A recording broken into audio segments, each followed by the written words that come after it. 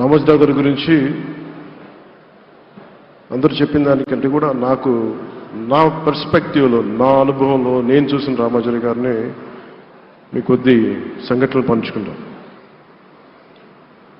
రామోజీరావు గారు నాకు సినిమాలు ఉన్నా కానీ నాకు పరిచయం లేదు. ముందు షూటింగ్ ఆయన స్టూడియోస్లో చేసినా కానీ ఫస్ట్ టైం పాలిటిక్స్కి ఎంటర్ అయిన తర్వాత 2008లో ఆ సమయంలో ఆయనకి కలవటం జరిగింది. ఆయన మాట్లాడిన విధానం చాలా నిక్కచ్చిగా, ప్రజల పక్షపాతాన్ని. ఆయన మాట్లాడుతున్నంతసేపు నాకు మైండ్లో ఒకటే అనిపించింది, మనసులో జర్నలిస్టిక్ వాల్యూస్ని కాపాడటానికే ఆయన ఉన్నారు. ప్రజాక్షేమం, ప్రజా సంక్షేమం, ఈ పర్స్పెక్టివ్లోనే, ఈ కోణంలోనే ఆ చర్చ జరిగింది.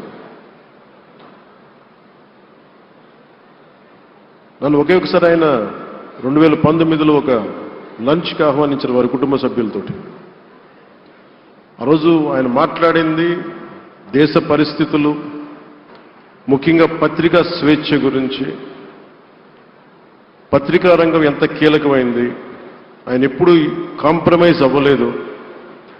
ఒక విషయం చెప్పాలి అంటే అది తనకి తెలిసిన వారు అవ్వచ్చు, తన సన్నిహితులు అవ్వచ్చు, స్నేహితులు అవ్వచ్చు, కుటుంబ సభ్యులు అవ్వచ్చు, జనం కోసం వచ్చేటప్పటికి నిష్పక్షపాతంగా చాలా నిర్దాక్షిణ్యంగా ఉంటుంది ఆయన ఆలోచన పరిధి. అదే ఆయన ఈనాడు పేపర్లో రిఫ్లెక్ట్ అవుతుంది.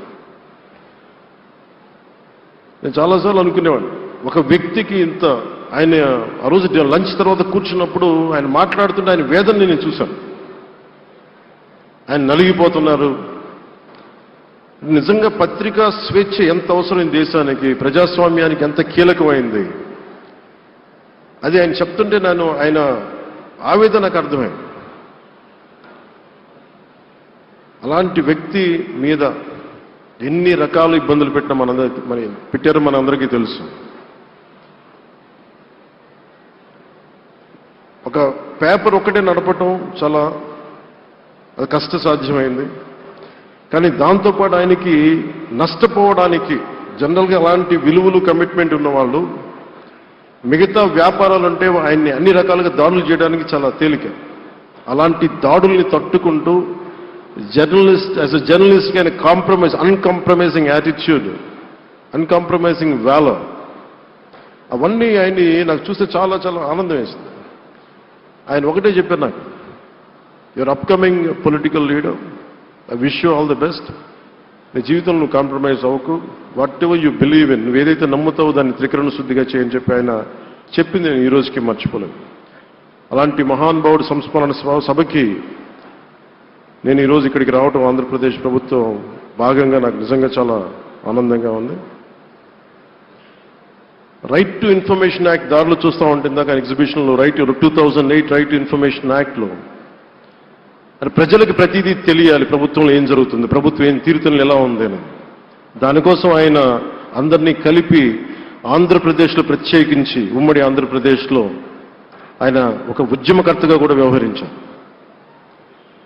ఒక ఆర్టీఐ లాంటి థాట్ ప్రాసెస్ ఉండాలి అంటే ఒకటే ఉంటుంది, ఇది ఏమి జరిగినా ప్రజలకి తెలియాలి, ప్రభుత్వంలో ఉన్న రాజకీయ వ్యవస్థ ఏమి చేసినా ప్రజలకి తెలియాలి, వారికి అండగా ఉండాలని చెప్పి ఆయన చేసిన ఈ యజ్ఞం చాలా జటిలమైంది, చాలా కష్టమైంది.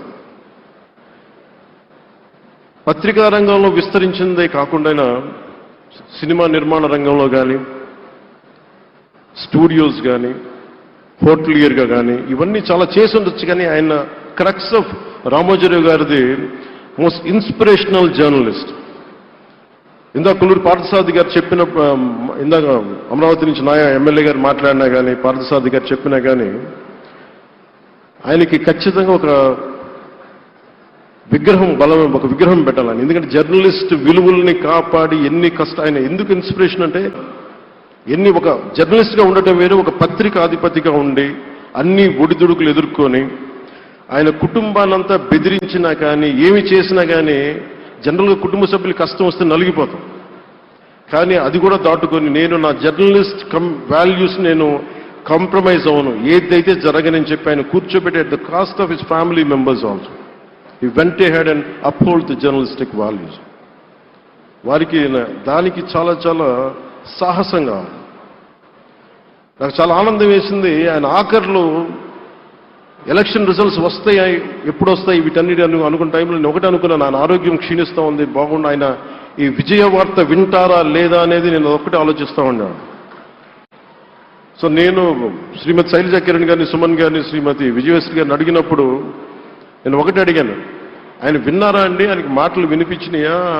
అందరూ చెప్తాను ఆయన వినిపించట్లేదంటే, లేదు, చాలా ఒక 24 గంటలు ఆ విజయాన్ని దశాబ్దం పాటు నలిగారు, దశాబ్దన్నర పాటు నలిగి ఆయన్ని నలిగిన తర్వాత ఆయన అలాంటి వ్యక్తి విజయ వార్త వినకపోతే అక్షోభిస్తుందేమో ఆత్మని అనిపించేది. కానీ విజయ వార్త వినే ఆయన పరమదించారు.